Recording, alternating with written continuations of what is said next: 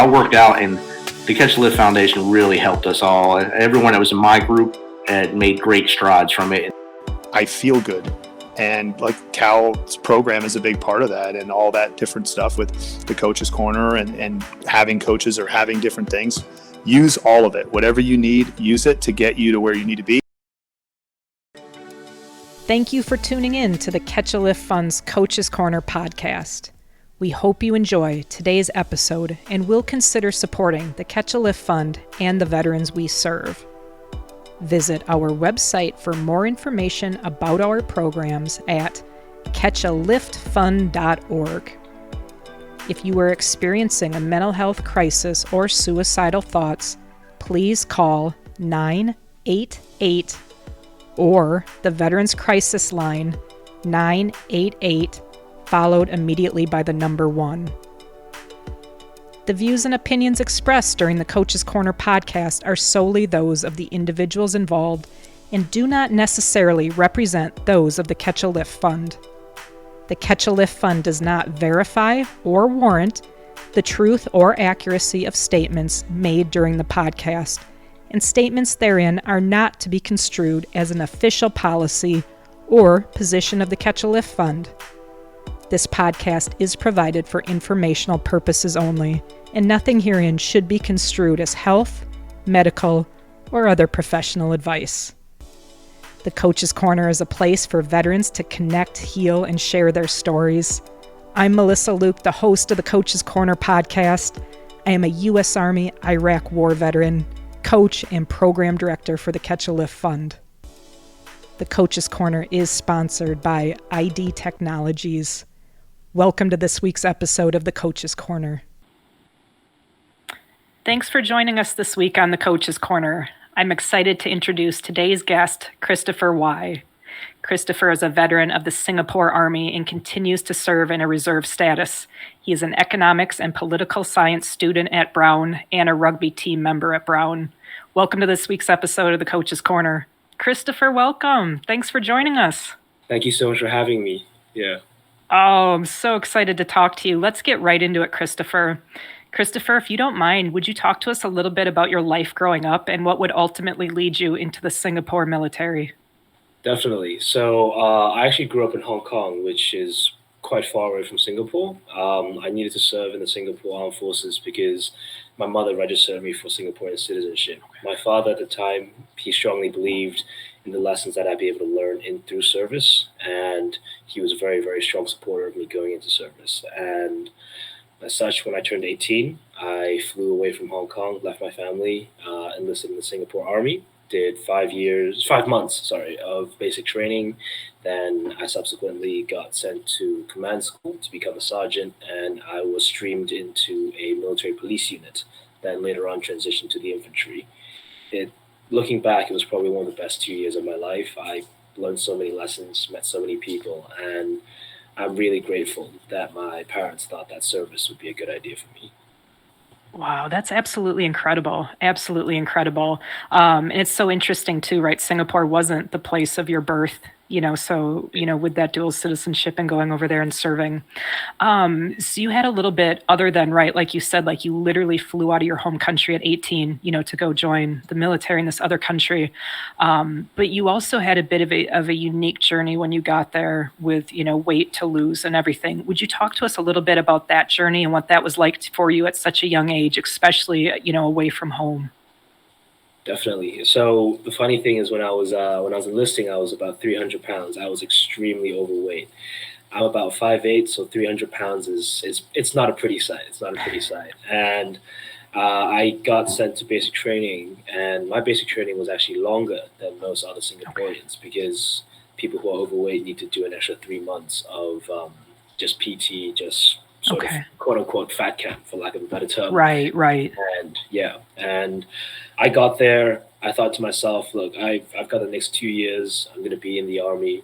What do I want to make of it? Like I thought to myself, I'm like, what my experience in the Army is going to be what I make of it. So that's when I decided, like, look, I want to lose as much weight as I can. I want to try and secure a command position, do more stuff meet more people. I don't want to like let my weight be a factor that restricts me For anymore. sure. And that kind of set me on a track to like do my best and like push myself harder to lose as much weight as I could. And towards the end, I lost about 110 pounds. Wow. About Oh 50 my gosh. kilos. Yeah. So That's incredible. that was an incredibly happy moment for me because I struggled with weight for like a majority of my like teenage years. Yeah. Yeah. Wow. So it's first of all, thank you so much for the service you've given to your country. It's something that all of us that are veterans, right, that we can resonate with that service to one's country. And so we're very familiar with what like an 8-week basic training boot camp looks like here. Talk to us about what your basic training was like. Like, go through with us a day and just kind of what you guys are doing during that period of time. It's basic training. I think, like everyone else, it's sort of stripping you down to your bare bones and then building you up again. So they really want to tell, like Singapore, national service in Singapore is built on the idea that we want social cohesion. We want everyone to start at the same point. It's a very egalitarian system, and because of that, a lot of national education, why national service, like conscript service was a thing in Singapore, was being taught. A lot of basic infantry skills, all the fun stuff, drilling, learning how to shoot, throwing a grenade for the first time. Yeah. Very, We all very remember. exciting. We all remember that, right? The nerves. The first time it happens, the nerves just hit different. And every time since, I've just been looking for that same thrill, and it's been amazing. But basic training is honestly a great place to learn about Singapore's history, a great place to, really get a big picture vision of where you are in terms of the army in general. And it's a good starting point. It's a good starting point. Yeah. It humbles you. It humbles you quite a bit. Yeah. That's my most like memorable experience from it. It humbled me quite a bit.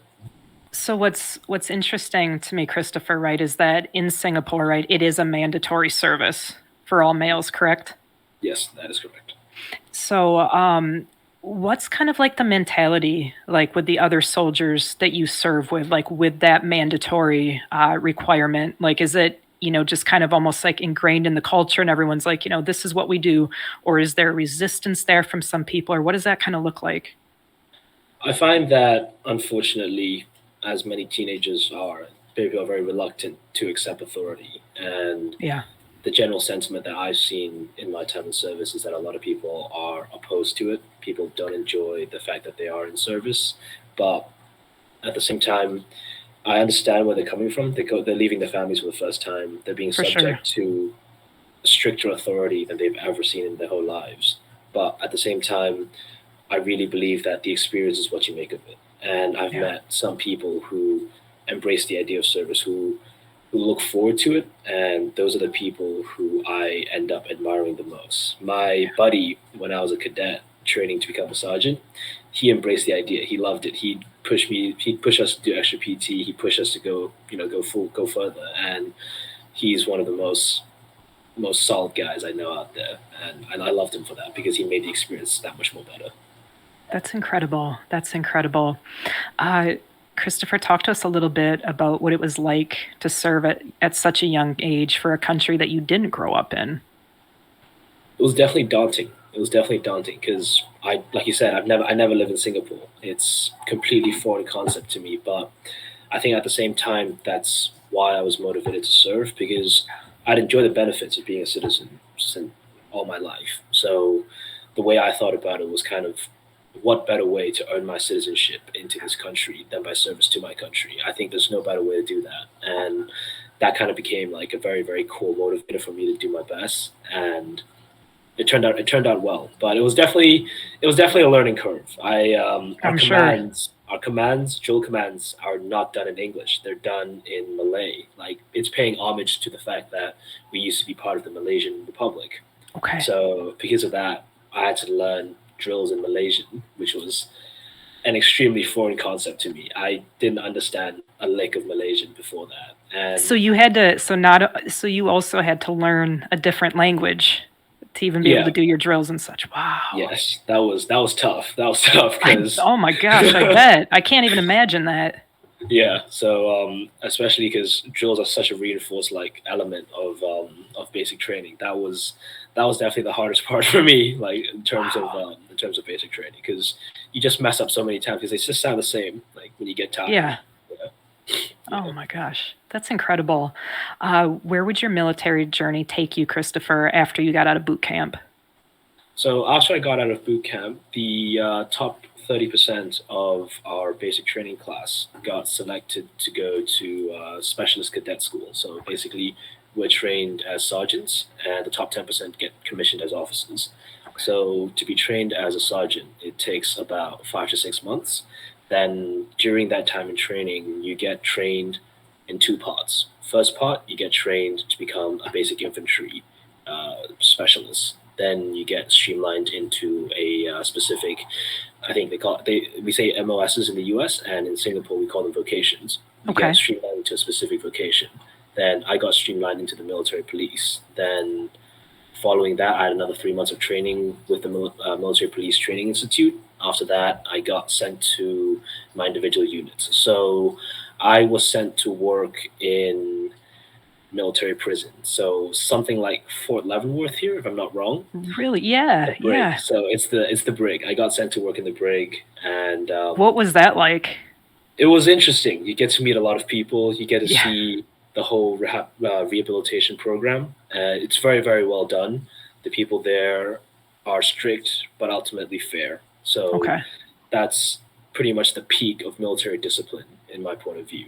And I enjoyed it because I felt like that environment was sort of good for me. Okay. I enjoyed having a high standard to follow, but at the same time, if you do mess up, you get a fair judgment. Right. Then after spending about a year in sort of our version of Fort Leavenworth, I got streamlined to the infantry because during reserve, like in the reserves, everyone is an infantryman. So I Okay. did about 2 to 3 months of training as an infantryman, and during those 2 to 3 months, I was sent on a additional course to be promoted as a platoon sergeant for the infantry company that I'd be assigned to later on. And That's that was incredible. that was a very interesting step up because I was in charge of 12 guys before, and micromanaging was not a problem at all. Like it was pretty simple to do, just a conversation. But as a platoon sergeant, I had 30 guys under me, Yeah. and that was challenging because micromanaging is impossible in that scenario. So learning how to delegate some tasks, learning how to decentralize everything was a challenge, but it was a very welcome one. I was able to do that pretty well in the end. I hope. Yeah.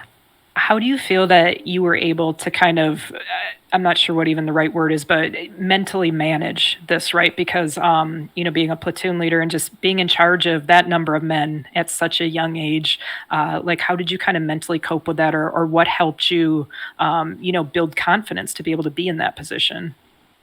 I think trust helped me build the most confidence. I needed to know that I could trust my junior NCOs. I needed to know that I could trust like my men, like my privates, my corporals, my Yeah. lance corporals, all of them.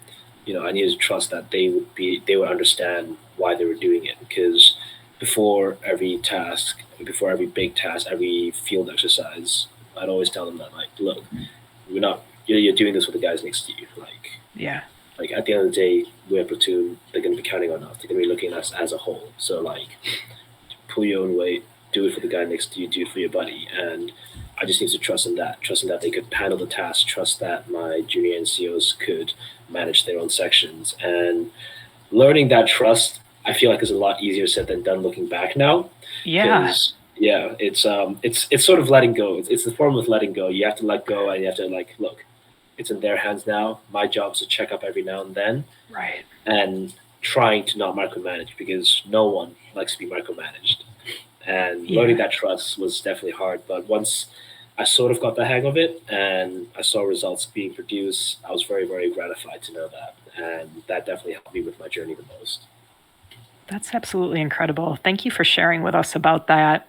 Um, Something else that, when we spoke before that I just found fascinating was, obviously learning about the mandatory service of the 2 years, but, on the front end, I kind of thought it was just that, right? That 2-year commitment of your mandatory service.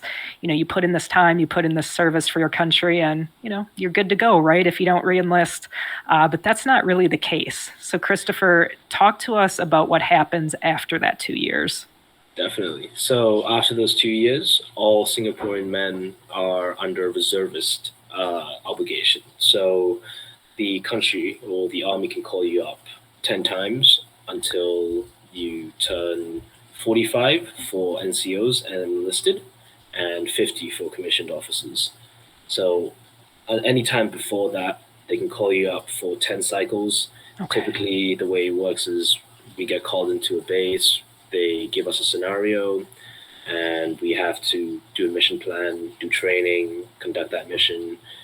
The best thing actually about that is that it can be within Singapore or it can be overseas sometimes. It's a Okay. very dynamic cycle. So you get called up, so they make sure that you're refreshed. Your Yeah. basic military skills are refreshed, basic infantry skills are refreshed, your social Okay. fundamentals are refreshed.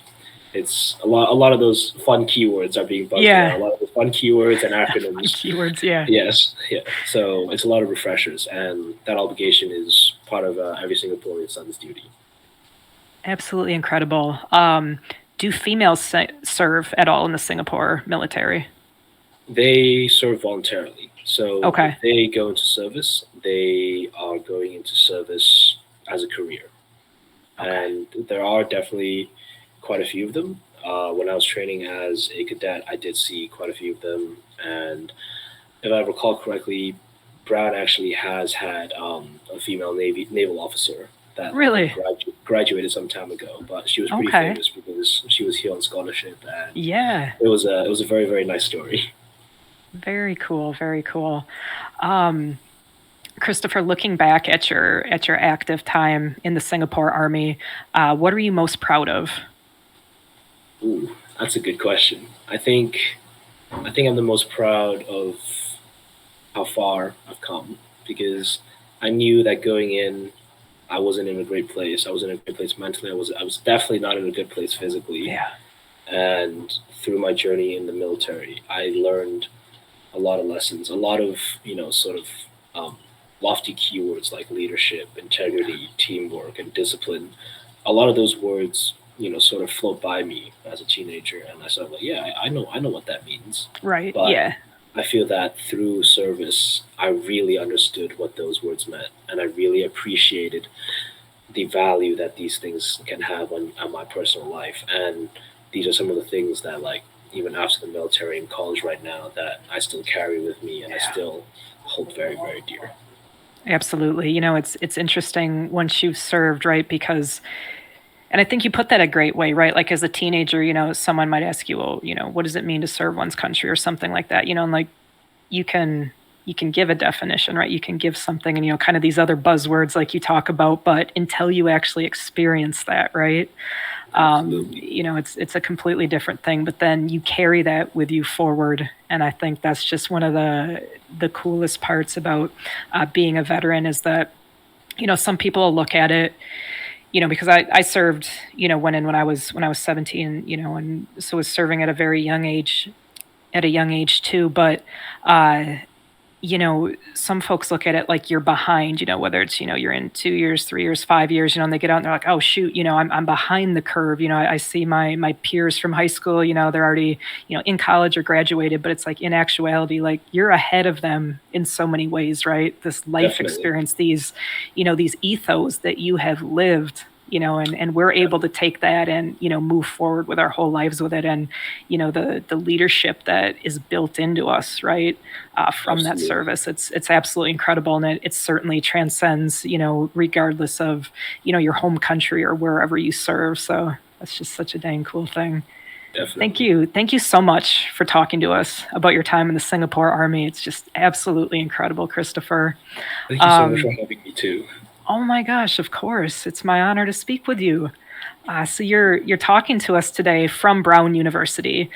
Brown's a very prestigious school. Talk to us about how you end up at Brown. What led you there? That's a funny story actually. So when I was in high school, a lot of admissions officers from the U.S. would come to our high schools to give talks to kind of sell themselves, for lack of a better term again. And Brown was one of the few schools that didn't, recount accolades, didn't show off how many research projects they had going on. All the admission officer talked about was student life here and the quality of life, the quality of education, the quality of instruction. That stood out to me a lot because I wanted that for my education. I wanted it, to meet people. I wanted to, be able to like learn, be able to do what I wanted to do. And Brown was the perfect place for that. Brown had the perfect setup, and it was a great opportunity. I'm forever grateful that they looked at my application kindly and decided to take me in as one of their students. Well, I can certainly see why they did. Christopher, talk to us a little bit, right? And I think you've already hit on some of this, but if you can kind of encapsulate it for us, like how do you feel that your military experience has prepared you for college and life at Brown? It's prepared me a lot. Being prepared, treating professors with respect, like holding myself to a high level of accountability, and like proper communication. All of these things I think a lot of people don't have practice with. A lot of at least teenagers coming straight out of high school don't have practice with in the real world. I got that through the military, and it's helped me a lot. It's helped me get to meet people better. It's helped me and be able to engage people better, and it's helped me in general become a better student. And I appreciate it a lot because it's made my journey coming back into like academia so much easier. Yeah, I'm sure. I'm sure. If you don't mind, Christopher, talk to us a little bit about what your long-term plans are and goals associated with your education at Brown. Definitely. So I really do want to go back to Singapore, to Hong Kong. I want to see my family. When I was in service, COVID hit. They couldn't travel. So Yeah, throughout the 2 years, I was pretty much living alone. Didn't see them at all. And after my service, I came straight to college. So I didn't see my family at all. So I wanna do well here, get a job back in Hong Kong, and spend some more time with my family. oh It's my gosh, really yeah. the phrase that like you don't know you miss them until like they're not there with you is Ooh, so yeah. true. It's so true. I thought I'd be fine. I thought I'd be okay, and But it hits hard some nights. but that's one of those too, right? Like you're living that now, right? Yeah. Exactly. Yeah. What does how do you kind of manage that, right? The longest time I've ever been, separated from my family where, I couldn't physically see them, was the year when I served in Iraq. And I mean that, that was difficult. And I remember, I was a truck driver, so I'd be out on the road for, depending on the mission, 8 to 14 days at a time. But I'd come back to base and, I'd always have like a stack of letters, from my dad. He wrote me every day, which I appreciate so very much. But it was bittersweet in a way, right? Because it was this tether to home, but it was also like, it was sad, right? Like, and it was just hard, especially at a young age. How have you managed that, being separated from your family and in such a great distance? Definitely. The distance actually I think helped me quite a bit. It helped my parents, as a teenager you live with your parents your whole lives. Yeah. And that distance sort of helps them let go as well. And they can sort of understand things from a different perspective. And because of that, we've talked a lot, we've gotten a lot closer, and I Skype them every week. I try to Skype them every week, try to get in contact with them. But I think what you mentioned just then, having that tether but not really physically seeing them, it does sting sometimes, and I feel like it's something that I and we just in general have to get used to. It's unfortunate, but it also motivates me to like want to get back that fast. Yeah, I can appreciate that too. That makes sense. Um, Christopher, talk to us a bit about how fitness has been a part of your life post service. It's been a huge part. I actually I play rugby at Brown. That's so Very when I got cool. out, when I got out, I was looking for something similar to what I had in the military, a similar level of brotherhood, Yeah. to find people who appreciated the value of hard work and discipline. And I sort of looked to rugby because one of the juniors at the time on the team, he also served, and I got connected with him. I got to know about the team a bit better. Then I walked onto the team during my first semester at Brown, and it's been an amazing time ever since. I'm still playing with them. We've got a game this Saturday. Heck yeah. Trainings are intense, but trainings are fun. And I think I've met some of my closest friends here. My roommate right now is actually one of my teammates, Oh, how cool. Yeah. and it's amazing. It's been a big part of my life. Fitness has been a big part of my life, even after the military, because you just need to keep up. You just want to get better. You want to get better for the team. You want to get better for yourself, and I'm very happy that I still have fitness in my life. There's almost like this addictive quality to it, right? Because you see yourself, improving not only physically but like mentally, right? As you exercise and train, it's absolutely incredible, and you just kind of keep building off of that. Like a lot of us, we feel that same thing. What fitness has become in our lives.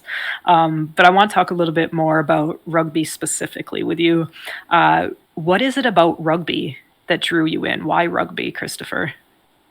I think a big part of it is, the physicality of it, but at the same time, because of how physical it is also such a disciplined sport because you really can't afford to like be making any, reckless moves, and it's such an intricate game as well. But beyond that, it's to me a sport for everyone. Doesn't matter if like you're big, small, skinny, tall. There's going to be a position for you, and all it really comes down to is how hard you work and how like dedicated you are to like the sport. Yeah. And that to me felt like something that like yeah, I can do that. I can throw myself into it, and I can work my ass off, and that that was very very comforting and a good anchor point for me. That's why it's such an attractive sport to me. That's so cool. Uh, if you don't mind, Christopher, talk to us about, what your practices look like for rugby, and then even like, if you don't mind, talk to us a little bit about like what specific training are you doing, or like, how do you train in the gym to support rugby? Definitely. So we have three team training sessions every week, and we usually add strategies to our game plays during the first training. We do run throughs. We do a little bit of fitness. We do basic handling drills to make sure our hand-eye coordination is good. We can pass the ball well, draw in defenders. Have good field vision. Then for the second practice, we split up. So rugby is comprised of a pack of forwards and a pack of backs. The forwards are the big chunky boys, the big guys who do all the pushing, do all the hard hitting. I'm part of the forwards. So what we do on the second practice is we get on something called a scrum machine. It's everyone binds up together. 8 of us like get really really tight, form basically a battering ram, and just push. And that's a very technical element of our game. It's one of our strongest parts of our games because of how disciplined we've been able to get in terms of that. Then again, it's just strategies and run throughs, but we separate the team so we can specialize in our areas. Then after second practice, we typically have a conditioning session. Probably one of the toughest parts of practice because it's just a lot of sprinting, a lot of running, a lot of deep breaths, a lot of hand on knees, and Yeah. it's tough. It's tough. Then on Thursdays, it's just polishing. We're just polishing elements of our game that we want to, show off on Saturday. We just make sure we get the details down. Make sure we get like everyone knows what they're supposed to do. It's a time to ask questions. It's a time to ask questions. It's a time to like learn as much as you can and make sure you're ready for Saturday. Then in terms of lifting, I typically lift 3 times a week. Then my focus is, of course, putting on size because Yep. mass never hurts. Mass gives me more momentum. For sure, right? Yeah. That Size it helps. never hurts. Yep. Size never hurts, and I do a lot of explosive lifting. So I visited a CrossFit gym when I was back in Hong Kong over the summer. I learned how to do some basic Olympic lifts, and that has been an integral part of my training because getting more explosive, getting faster Yeah. is also a big part of the game. I love lifting heavy. I love lifting heavy. Nice. I love Yeah. doing squats. Squats are by far my favorite exercises. So I definitely have one day that's just focused on doing legs. And Oh, heck yeah. it just so happens that legs are one of the very, very essential elements for the position I play. And it's been great because every week you just add a little bit more on, and it just feels that much more gratifying. Heck yeah, that's Yeah. awesome. Um, I've got a question for you about rugby, and I would imagine it depends on the position and whatnot. But in general, Christopher, if I were to ask you, what does it take to be a good rugby player? What would you say to that? Hard work. That's as simple way as I can put it. Because after you make a tackle, it's how fast you get back up. It's how fast you get back onto the line you're supposed to be on. How fast you get back into the position you are. One of the things that our coach emphasizes more than anything is something he calls work rate. So work rate is like how fast you get back, how hard you work, how much you push yourself. And I understand from my like I'm very new to the sport as well, so I'm definitely lacking in that, and that's one of the areas I want to improve on. But my roommate, his work rate is amazing. Like he's an absolute workhorse when you see Yeah, him play, and that to me is he's the model good rugby player from my perspective. that's Just very cool. hardworking, gets back fast, no matter what, just gets back again. Very cool. Very cool. I think we can all appreciate that, right? That work capacity and being able to just go and motor for long periods of time. That's awesome. How does nutrition play into your career as an athlete, as a rugby player? Plays a somewhat important factor. I think definitely for every athlete, maintaining a good protein intake is one of the building blocks of how you Yeah. recover from injuries, gain more muscle, gain more explosiveness, gain more size. But at the same time, it's also like a delicate balance because we're in college. There's going to be times where nutrition slips through every For now and sure. then. Yep. So I believe that at least right now, if you keep yourself accountable in terms of nutrition 70% of the time, that's a good bench. That's a Yeah. good benchmark to be at. And like choosing times to like intake carbs, like how many hours before a game. We try to keep it like specific and tailored towards like all our body types as well as Yeah. the positions we play. Right. So for example, my roommate, he plays in the back, so he's like the fast, shifty guys, and he tries not to eat as much as before a game because it upsets his Okay. stomach. But on the other hand, I need a lot of carbs before Yeah. a game, so I just get a couple oatmeals, two bananas, and I just go to town on those before a game. Heck yeah. That's awesome. So very cool. I'm also really curious, Christopher, because again, we touched on it kind of a little bit when we talked about Brown, but Brown is a very prestigious Ivy League school. Your education there, is no joke. You're also playing collegiate rugby.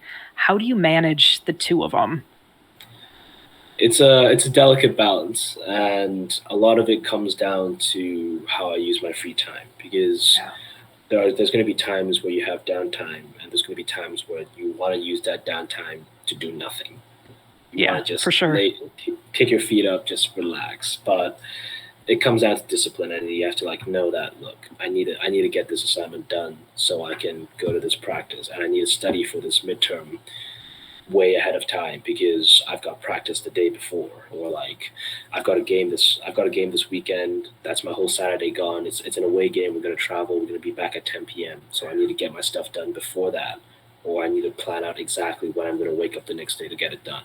So time management and discipline is probably the two biggest things I'd say are helpful in terms of Yeah. like managing. Thank you for talking on that, Christopher. I want to switch gears here a little bit and talk about Catch a Lift with you. How did you find Catch a Lift, and kind of how did you learn about Catch a Lift to begin with? So I wanted to do something that was involved with veterans, and I wanted to integrate it with one of my like biggest passions, which was fitness. I did a little bit of reading online. I came across the Catch and Lift website. I read about Catch and Lift's story. It sounded amazing. The work that Catch and Lift does, as well as sort of the ideals it embodies, it hit really hard to me because again, I served in Singapore. We are, at the end of the day, still in peacetime. And Yeah. the stories that I've read on Catch and Live, as well as the mission that Catch and Live is on, resonated with me really, really hardly. And that's when I decided to, try a shot in the dark, reach out to you. I just got certified as a trainer as well. So I was like, maybe there's something I can do. And like, doesn't matter how small it is, I want to like do something. And that's when I reached out, and it's been amazing ever since. I'm so happy that I did. It's absolutely tremendous, and I was so excited to have the opportunity to talk with you and get connected. And then once we talked for the first time, I was even more excited. And you've graciously volunteered to do ambassador work with Catch a Lift and spread our message. Why do you think programs, a program like Catch a Lift that's using, fitness, emotional wellness, community, and nutrition to kind of build up our veterans? Why do you think something like that is so important? I think because of the community you can find. Because a lot of the times, the biggest concern I had when I left the military was, finding a community, finding Yeah. the people that I had, the people that I met, similar-minded people outside of the military, and that was one of the biggest, like, areas of nervousness for me coming into college. And I was able to find that through rugby, through fitness, and people in the fitness community in general are some of the most open-minded and welcoming people. And I think that if you put those two together and you put that in tandem with outreach for veterans, Yeah. it's picture perfect to me, because a lot of the ideals that we have, a lot of the values that we hold dear to ourselves are across boards in terms of Yeah. fitness and the military. Yeah, absolutely, absolutely. And it's interesting, when I met with you and talked with you, and you shared that you had, recently become certified as a personal trainer and such, and there was just kind of so many overlaps, obviously, to your journey as obviously like to myself and all of our Catch a Lift veteran athletes, and even right down to you continuing to pursue fitness, becoming certified as a personal trainer. What was it though that made you want to get that certification and kind of continue on with your fitness knowledge and just staying in that arena? I wanted to get certified because I was actually injured during my time in the military. Were you? I herniated two of my discs on one of our training exercises. I had a hard time sitting up for a few months, and I fixed myself after going to a really, really good, physiotherapist who was also a personal trainer. And my experience with him made me want to know more about the human body, because it's such an amazing thing, and it's such a simple thing. It's your own body, and I Yeah. feel that there's like a duty to, like, know how the human body works. And if you know how to move, if you know how to take care of yourself, it's gonna make you feel better, because after every lift you feel good. Yeah. When you know how to recover well, you feel good. When you know what's aching, it feels even better. So I got certified as a personal trainer to really, really get to know, how I can bring my training to the next level, how I can fix some of the sores and aches of my own body. And it just happened that, like, it's one of the biggest passions I have. And I That's so love the cool. course. I love the course. I learned so much, and sometimes I can treat myself. Sometimes I can help my teammates. And my teammates, of course, they're going to be sore after games. And we all live in this. We live in the same dorm, so Yeah. I just pop by, give them a few pointers, like put them on the resistance bands, help them out a bit, and it's a nice feeling. It's a nice feeling to, like, yeah, I studied that and I know that and I can Yeah. apply that. It's very nice to see, like, fruitful results. For sure. That's absolutely tremendous. I love it. And again, what's the common theme there? Giving back again, right? Continuing to serve, giving back, helping others. I love it. Christopher, I have one last question for you today. So, what would you say to any veteran listening that's struggling to kind of begin a wellness journey and kind of take that step in their life? What would you say to them? I'd say take the first step. The first step is always the hardest step, but once you do, never look back. Keep going forward, and it doesn't matter how small the step it is. You can start with something as simple as, googling how to get into lifting, googling what lifts to get better, to get bigger. You can start with something. What should I do with my nutrition? But once you start that, it's going to be a rabbit hole of information. It's going to be a rabbit hole, but at the end of that tunnel, it's going to be a great group of people that you can meet, and it's going to be worth it. take the first step, and it's going to be worth it. I like Probably the that. biggest thing I can Yeah. say. That's perfect, right? It is going to be worth it. I love that.